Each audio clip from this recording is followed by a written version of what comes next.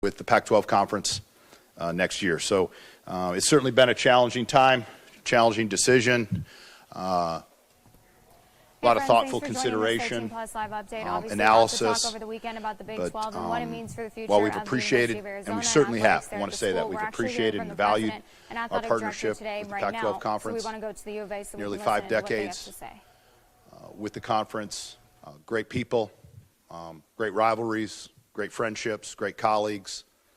It was about the future. It was about stability, both financially and competitively. And again, that was what was at the root of where we're headed to today. We wanted to continue a nationally competitive, nationally recognized, not only university but athletic program. And that's really important. So I want to thank Dr. Robbins for his leadership, certainly. Can't do this without strong and steady leadership. We have an outstanding president who cares deeply about the entire university and positioning it the correct way, and athletics plays a key role in that. And we're excited about where we're headed. And again, I want to thank him for his guidance and his leadership on that. So with that, I think we'll open it up. We look forward to the conversation this morning.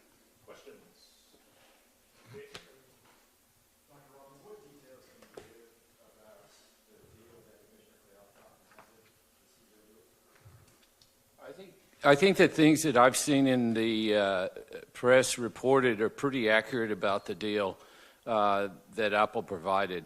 I think the keys were the $23 million a year per school and no games on linear access. I think those were the two things that were problematic for people when they were evaluating the long-term sustainability of the contract, and of course that it was subscription based. How might this impact academic and athletic recruits coming in California? I think we'll continue to recruit well in California. I think a lot of students do come here because of athletics, meaning not just the players, but because of the experience. Getting to go to a game in Arizona Stadium or McHale, or go to a softball game or swim meet. But I think we'll always recruit well in Southern California and all of California and the West. But as Coach Fish has proven, you need to recruit your own backyard. And we need to always recruit first in the state of Arizona, and then continue to do the great job we've done in California. I don't think this move hurts that at all, but I'm not an expert on that. I am very, very excited about this move to the Big 12. It's going to be an exciting new direction for us. Obviously, I've been a Pac-12 guy for a long, long time, even growing up as an SEC guy watching Pac-12 games. And, my hope some way there's a way to keep the conference together, but without a TV deal and with just a few schools left, then I think that it's going to be a problem. But I am very excited about moving to the Big 12. Go to Brian and then Michael. Brian Peterson, BC Business Forum.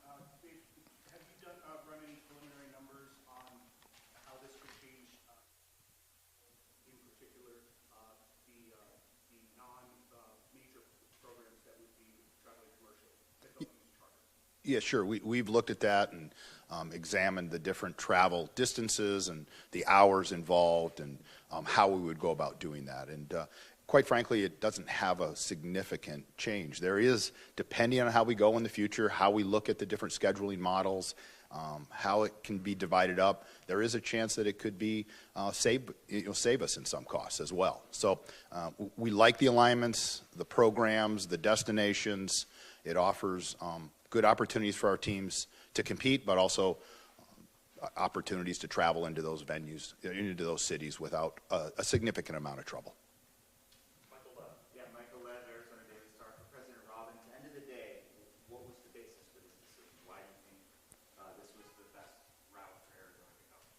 Well, I think it was as I outlined the terms of the deal, I think after long and careful analysis of the deal, combined with you know, the decisions that we all had to make in the best interest of our university.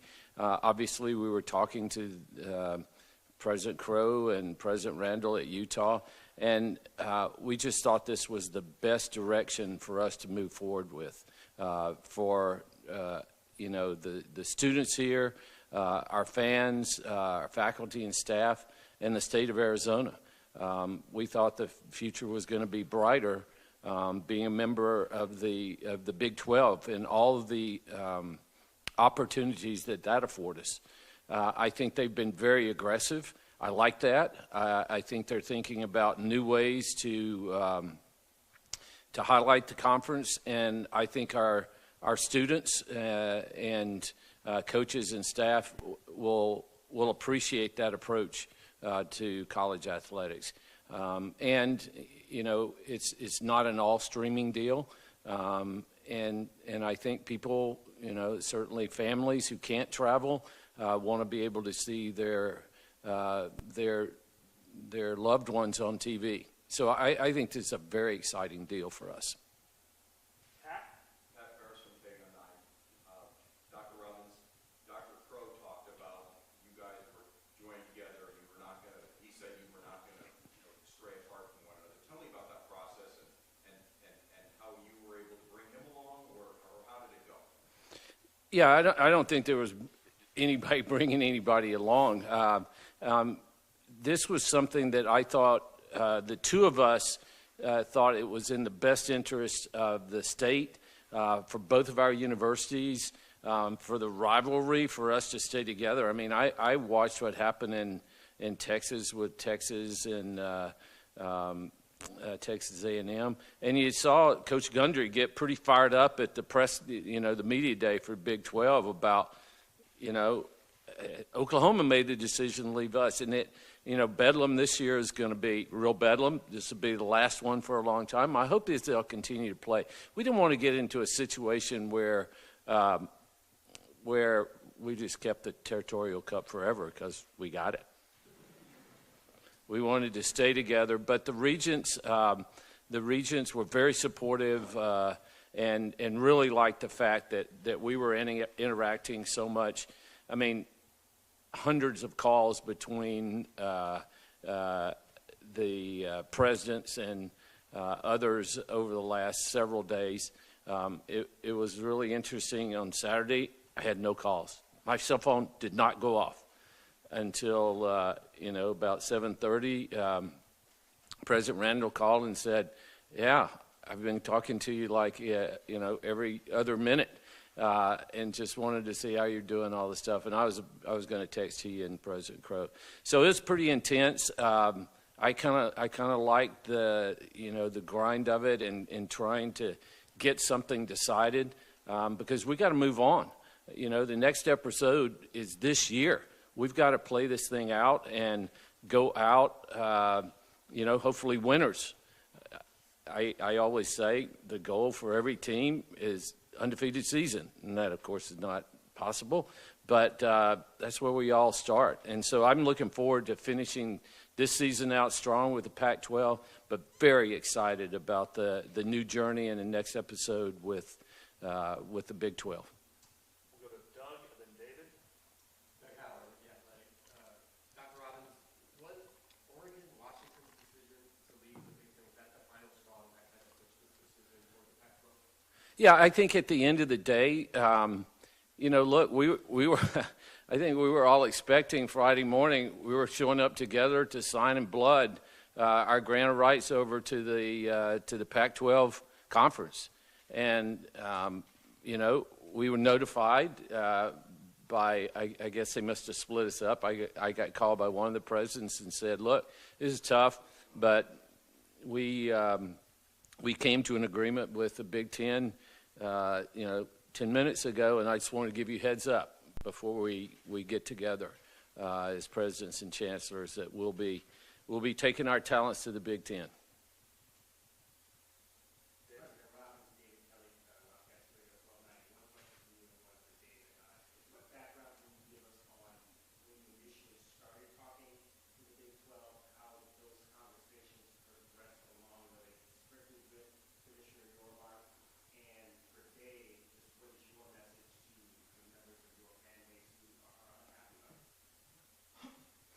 Yeah, I'll go first. When it started, I don't know when it actually started. You know, I was in Texas for 4.5 years, and I got to know a lot of presidents and chancellors down there. I would say when I got to know them really well was a few days after Oklahoma and Texas announced they were leaving, because they were in the same situation. They were looking for a home. And, you know, I thought that would have been a great idea to take the 8 remaining schools, bring them in, would be Pac-20. It didn't turn out that way. But I started developing relationships with those presidents and chancellors then, and I think you all know that Bob Bowlesby is one of the you know, most respected leaders in athletics, I would say, in the last quarter century, and we happen to be long-term friends. And so I started talking to them then, but I think for this particular, you know, flip the table, we're going to them now. I would say over the last 6 months, there have been people reaching out who I have, you know, good relationships with, and I think I only talked to our new commissioner one time. I think at the Final Four was the only time I remember actually sitting down and talking to him, and I've been consistent in what I've said in the press. I can't think about entertaining an offer from the Big 12. I don't even know what our deal looks like, and I want to give that my full attention and see what the deal looks like. And I think all the presidents and chancellors in the Pac-12 did that, and I think Oregon and Washington certainly did that. And at the end of the day, it was I think it was just not a strong enough deal for everybody to stick together, which is unfortunate. And David, what was just what's your message to your fan base, the members of your fan base who are unhappy about this? well, again, as Dr. Robbins mentioned, you know, our intention all along was to see what the Pac-12 could pull together, what that deal might be. Ultimately, though, this is you know, the environment in college athletics is moving quickly. It's changing. We've got to be able to adapt. We need to make sure that we can put the university and our athletics program in a position to be nationally recognized, nationally competitive, to allow our student athletes to compete at the highest level. Those are critical to our athletic program. So when I look at it, you know, it's about sustainability, it's about stability, it's about guaranteed revenue planning. Those are critical for having a balanced and an appropriate athletic program. And I think this grows our ability nationally. We have opportunities to be exposed in all the different time zones across the country. We compete, you know, in a way coast to coast. I think it can really help our program grow as well. So fans have the opportunity to be engaged at a whole different level. Finally, you know, we're on platforms, both linear and you know, direct-to-consumer opportunities that really allow our fans, our alumni, recruits, parents to see this program at a very high level on a regular basis. No, Mike, and then Jason in the front. Dr. Robbins, what's your opinion on Brett Yormark, and just getting to know him? I think he's very engaging, very aggressive. As a heart surgeon, I like that. He has a set of goals he wants to achieve, and you know he does it in consultation, as I understand from my friends in the Big 12 with the presidents and chancellors, in consultation with them, and collectively they've got a vision for what they want to see the Big 12 evolve to, and I like that aggressiveness, and you know, just in the times that I've talked to him, we've had very positive conversations. So I'm looking forward to his leadership. Jason Chair, Wildcat Authority. Since late last week, there's been a lot of blame, networks, schools, all that. Who do you point to, or where do you point as to why this is all going on now with 311? Wow. How long?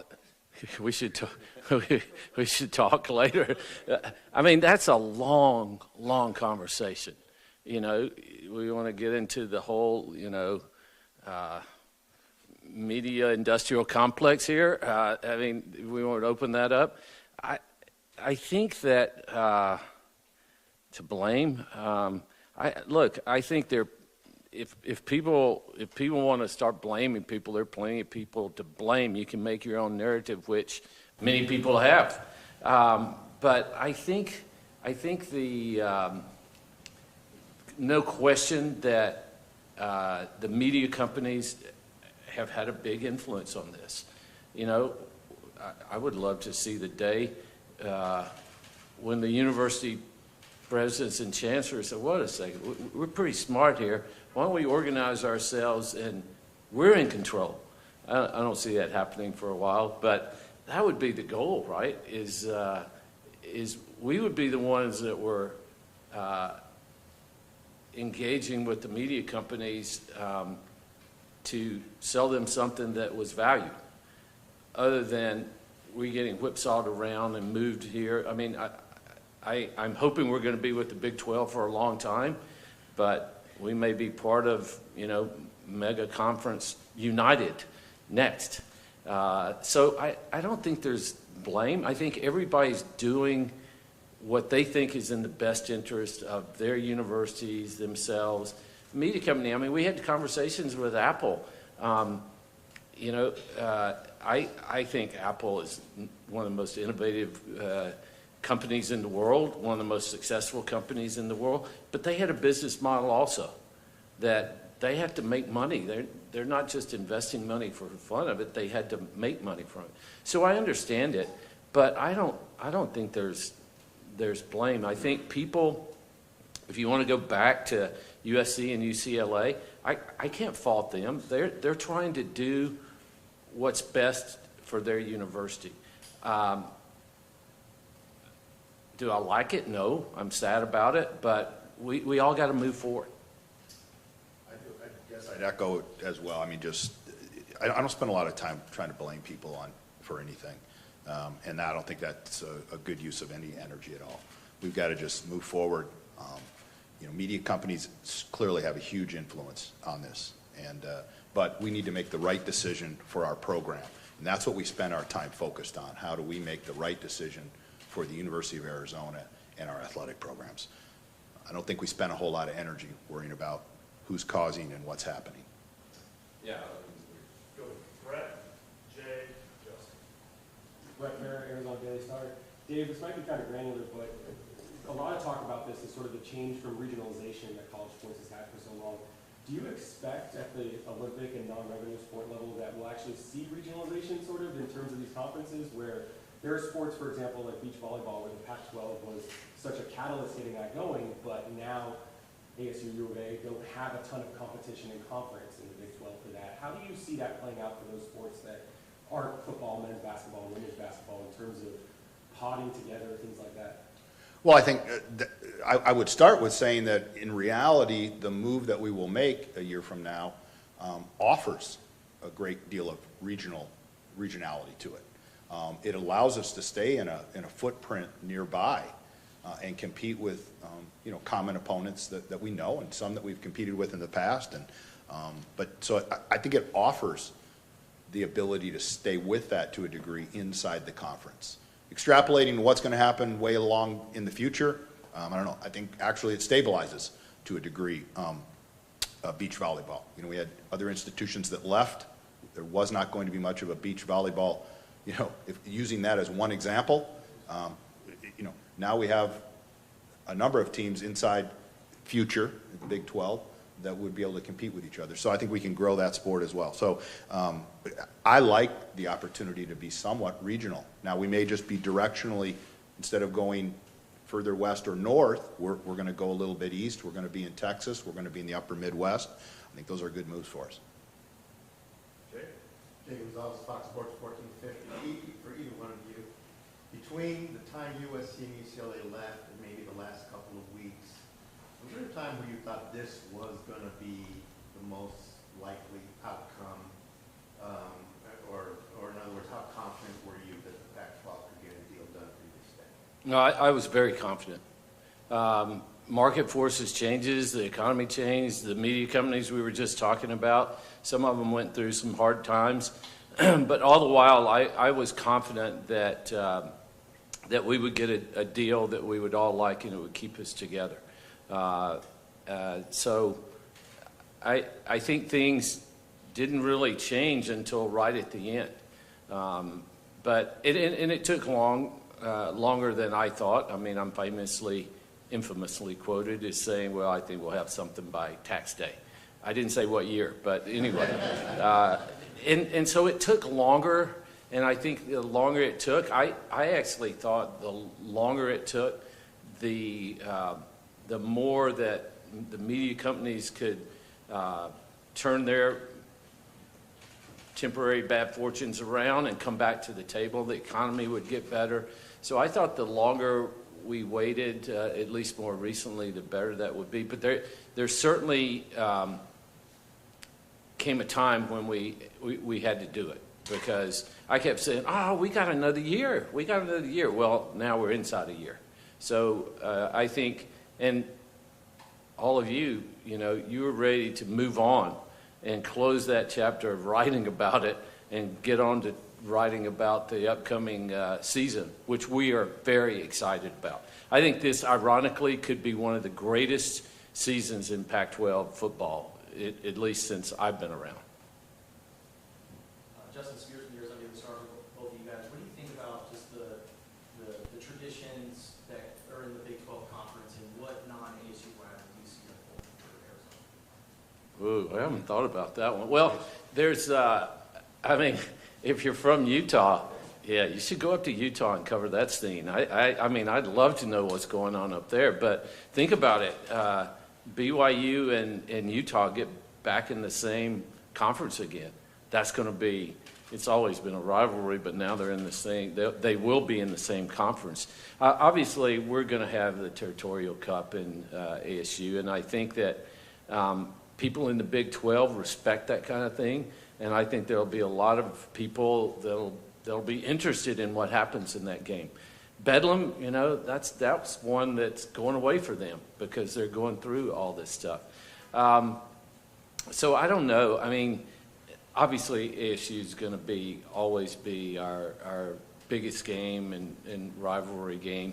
But, I haven't done the math on how far, or looked up how far it is to Lubbock, but Texas Tech is pretty close to us. Oklahoma State, they're looking for a rival. Maybe we emerge. And I just have to say, we haven't talked much about academics, but we've had, going back to the question about relationships and how long have we been talking to the Big 12, we've got an incredible partnership with Oklahoma State University. And I believe in the next 3 to 5 years that this partnership with them and the University of Arizona will produce a non-opioid, non-addictive analgesic.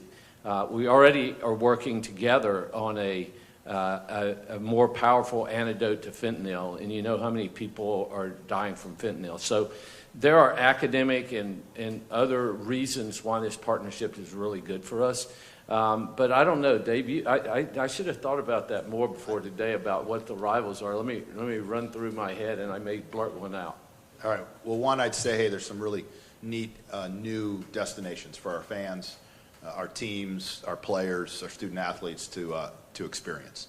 I think rivalries, certainly the group up north is our main rival, and that will always be an incredibly important game on all of our schedules. But I think rivalries happen organically, competitively. I think there's nuances inside of each one of our sports that could drive them to have rivalries within the new and expanded Big 12. And I think that's what will be fun to watch that grow through the years. Knowing certain rivalries, I don't know. I think partnerships and continued collaboration will be really important as we go forward. I was telling Dave the other day, I was walking over to his office, and we were just sitting around. We sat around and whiteboarded and what if a lot. What do you think is going to happen with it? But one that I don't know if it'll be a rivalry just out of the sheer fact that when I was saying to Dave when I walked in McHale, wow, if this goes one way, Kansas will be coming to McHale, and we'll be going to Fog Allen. That one in the immediate term, that's going to be intense rivalry. So do you see them as the new UCLA? They're different. They're different, but they've got great universities across the board, and they've got great programs in both football and basketball. I think I have this right. If you look at the preseason top 25 football teams, if you include Texas, they've got 4. Without Texas, they've got 3.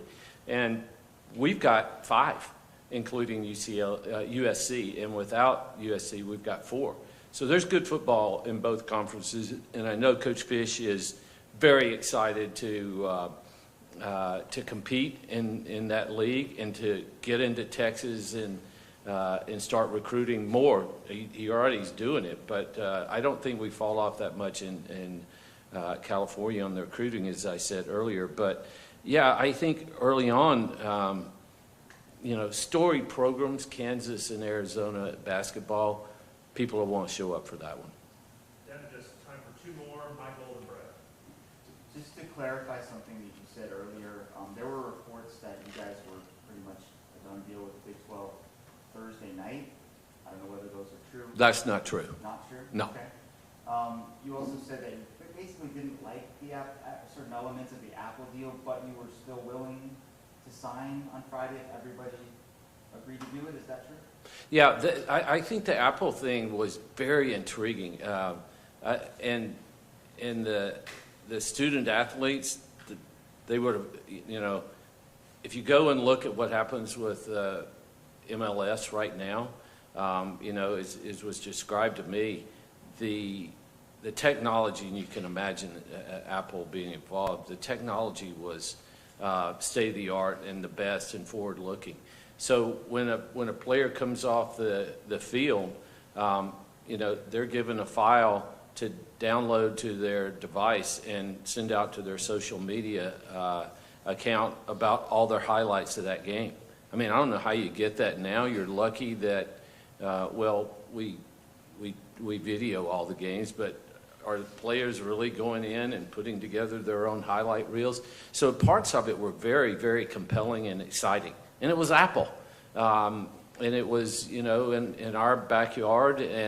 But I think the base price, the guaranteed price, the fact that there was no linear and that it was subscription-based, none of us, we were trying to think, well, it's going to be like selling, candy bars for Little League or, Girl Scout cookies. I don't know if Girl Scout cookies or you can say that anymore. But you get my point. You've got to convince 3 to 5 million people every year to sign up for $100 a year to watch on a streaming-only app. I think, if you're asking Oregon and Washington, they came to the conclusion that that may not be the best deal. And when they had opportunities for other deals, I think, again, not blaming anybody, they made the best decision that they thought was in the interest of their university. And I will never fault anybody for doing that. Brett, last question. This question will be for both of you or either. Dr. Robbins, you mentioned the whiteboarding that the 2 of you did. It obviously was a lot in the last couple of weeks that sped up to the ultimate decision. Not that it wasn't going on for a long time prior, but on the local level, who was part of the discussions here at U of A specifically, in addition to the 2 of you? And at what point did you bring your coaches into the mix to give their feedback on which direction from an athletic and student-athlete perspective they felt was the right move? Yeah, I'll let Dave comment, because it was primarily Dave and me back and forth on the phone, on Zoom, but in person at the end, and I really valued that. I think, again, you're always, our job is to make sure that we have an understanding of the landscape and the what-ifs. So there was a lot, as I said, the environment was relatively unstable. It has been for some time. So you're always thinking about the what ifs. I have these conversations with our coaches in general terms. They're providing me feedback in general terms with what they think is important. I know it's important to all of our coaches, one, to have a great experience for our student athletes, have a stable environment that they can recruit to, that they can promote to, an environment that our fan base, our student athletes, our recruits, their parents can see and watch the games and be connected to those games. That's important, and that we can have a funding model, an economic model that allows them to be successful. I think those are those key considerations, and there comes a point where we have to make a decision, and there's only so many options that are there, utilizing an abundance of that information.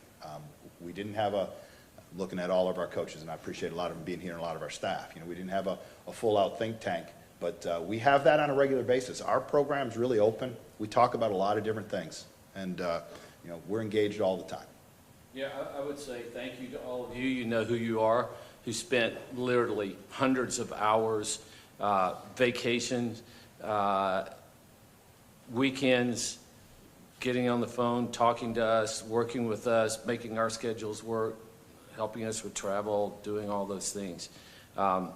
It was a complicated and chaotic time, but I think we all just kept grinding and did the best we could to make the decision for the best interest of the University of Arizona, because at the end of the day, that's what we're fiduciaries of, is this great university to try to put our students in the best position to compete, try to put our university in the best position, and one that'll be sustainable and last.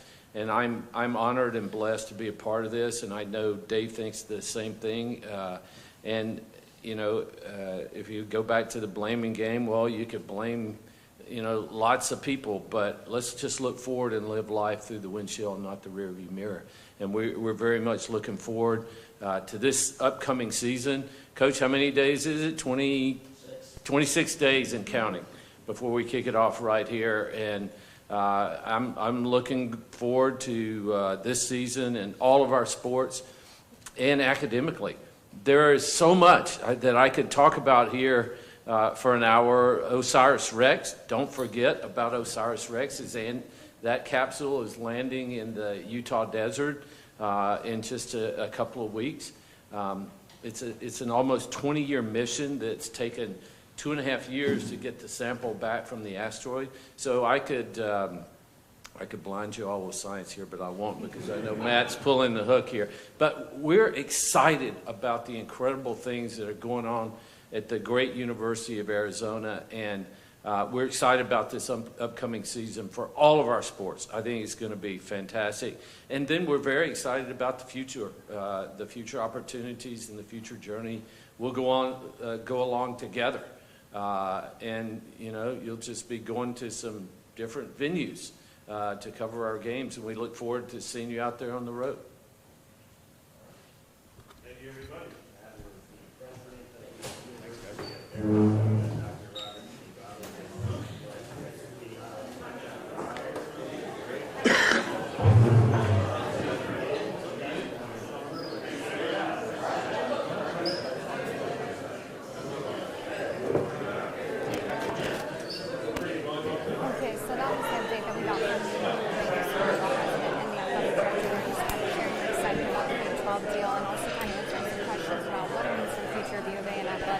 The biggest factor that it all came down to was the streaming deal that was laid out by the Pac-12 and the opportunities they had with the Big 12. They said that it really isn't a situation where there's somebody to blame. They said every school is kind of looking out for the best interest of the program, the university, and the student athletes there. And they said that going into it, the intention was to always stay with the Pac-12, but when it came down to it, they couldn't reach a deal, and they wanted somewhere that they could play, or they wanted to play in the Big 12 because of national recognition for the school, the athletes, the university, and they think that it can be just an even bigger playing field for the future of University of Arizona athletics. Some of the concerns that have come out is, of course, traveling, going to places like Oklahoma, Texas, West Virginia, Iowa. What will that mean? The athletic director said that in the future, when they looked at all of that, when it comes to travel, it's not really going to make that big of a difference for the teams that will be traveling for games. They're not worried about recruiting. They said they think they'll be able to do the same amount of recruiting, especially out of places like Southern California, and that the big focus right now is really just this season. We're 26 days away from football, and of course all the hype has been around the Big 12, but the president, Dr. Robbins, said there's actually no better season of college football, he thinks, than this upcoming season when it comes to the Pac-12. A lot of teams fighting to be the best in the Pac-12 before the Pac-12, kind of what we know of the Pac-12, comes to an end. So a lot of excitement for the Big 12, and then a lot of excitement for this upcoming season as well. We will have more on this coming up later today in our shows, kind of hearing again what the president and athletic director had to say about the future of U of A, future of athletics there. But just a lot of excitement, and again, not really laying the blame on anybody or anything, just saying that, hey, this is what we had to do for the best interest of the university and the athletics program here. So we will have more in our update at 11:30. We'll see you then, and then you can of course catch the latest at noon, and we'll see you back here very soon. Have a great start to your Monday morning. Thanks for joining us for this 13 Plus update. We'll see you in a little bit.